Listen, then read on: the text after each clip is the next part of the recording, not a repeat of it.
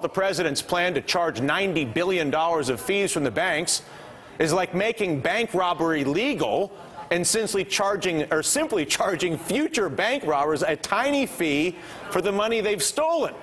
Now, to be fair, GOP Chairman Michael Steele's response is equally misguided. To say that we've already been repaid, I guess it just goes to show that both parties are fooled when it comes to the Great TARP Lie. Joining us now, Elizabeth Warren, chair of the Congressional Oversight Panel, which today issued its latest report on the TARP program. And Professor Warren, it's a pleasure to welcome you back. What is your reaction to the news of the day and the president's bank fee? Look, I'm glad to have $90 billion. But the bottom line is exactly where you put it. And what we talk about in this report is that when TARP expires, as it will on October 3rd, the real impact of TARP won't be gone. It's going to continue to echo throughout this economy. And one of the main ways in which it will do that is with the implicit guarantee. Last year, or what's it been now, 16 months ago, when Secretary Paulson came into Congress and said, I need $700 billion right now, and then turned around and used that to give it to the largest financial institutions, it was more than just the money. There was the statement, in effect, that no matter how many taxpayers we have to throw under the bus, we'll do it so that these big companies can survive. And that's going to linger even after every TARP dollar has been repaid, even after every other part of the guarantees have been erased. That will be the lasting impact of TARP. You talk about some of the structural problems. I'd like to address a couple of them with you. On the one hand, we say that we want to create jobs in this country. We want more people working, but then we say, well, we can't add to the deficit. Well, but why do we have such a large deficit with people not working? We say we want the banks to lend more, make more loans, but at the same time we say, hang on, the banks can't be highly levered. We need the banks to reduce their leverage, which means they have to lend less. There are lists of these situations, which is the equivalent of me asking you to be tall and short at the same time. It's impossible. And when you get that type of contradiction, isn't that evidence that the system that the American political body and banking gods, if you will, created for us is one designed to extract and transfer? In other words, it creates those structural contradictions. Well, you know, I think you put it in a good way when you talk about structural contradiction. Because I think that's exactly what we've got going on. The implicit guarantee is one of those structural contradictions. Treasury, when we get out of TARP, is going to have more than $100 billion in assets that it's going to manage. So the TARP Oversight Panel has said, explain to us what your principle is going to be for maximizing. And they said, oh, this is great. We have three principles simultaneously. We're going to make sure that the system is stabilized. We'll decide whether to sell and at what price based on that. We're going to save individual institutions, and we're going to maximize return for the taxpayer. You can't do all three of those at the same time. And so what Treasury's really left itself in a position of saying is whatever we do, we'll be able to justify. If you say, gee, you didn't maximize taxpayer return, they say, oh, we were actually trying to meet one of those other goals. So what we've got structurally is a circumstance in which there is no oversight, there is no transparency, there is no accountability within the system.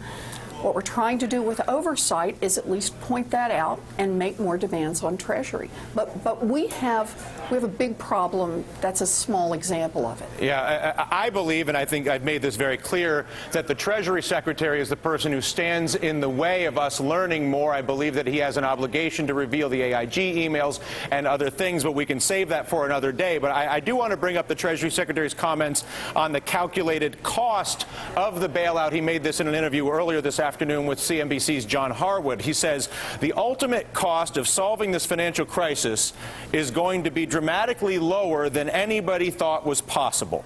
So conservative estimates, the cost of the crisis may be in the $100 million. I think that's a typo. I think it's supposed to say $100 billion range, but either one, a small number or slightly higher. When the Treasury does a calculation of $100 billion as the cost of this, do they integrate the $24 trillion in state support? Do they integrate the 20% real unemployment rate? Do they integrate the millions that have lost their homes? Do they integrate the tens of millions of seniors who are deprived of savings income because of artificially low rates? Is all that in the $100 billion? No.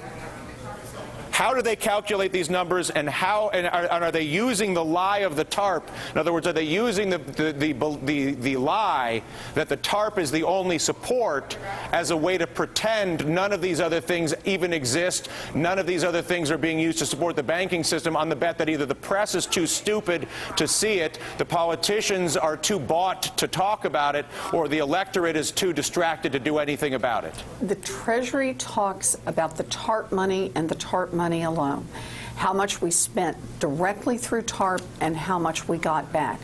Part of what we're trying to do in the oversight report, for example, is to talk about other costs, like the implicit guarantee. What Neil Borofsky, the Special Inspector General, has done has drawn our attention, as you have done, to all the other ways in which we have given extraordinary government support to a handful of large financial institutions.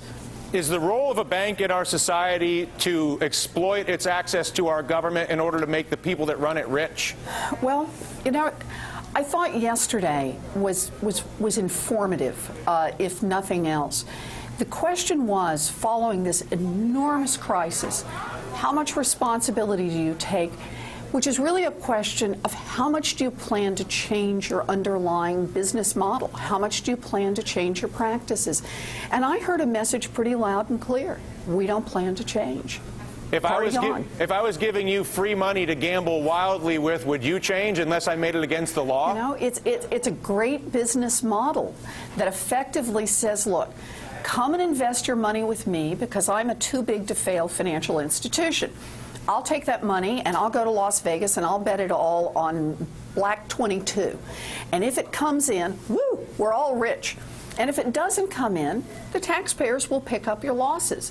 So this is the classic, you know, heads the investors, the big guys are going to win.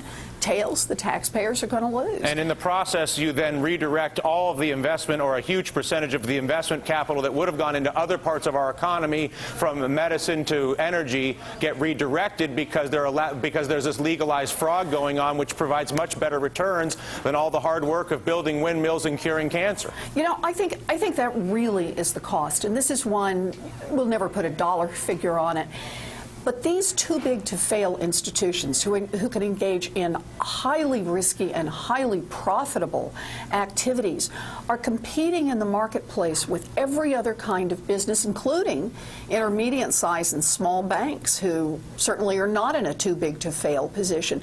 So everyone else has to go out and compete for capital against guys who have that kind of business model and that kind of government backing. It distorts our entire economy. It means that the price we pay is reflected in virtually everything we buy and, frankly, everything we don't make. Yeah. That's the real cost here. Professor, thank you so much. I will leave it there.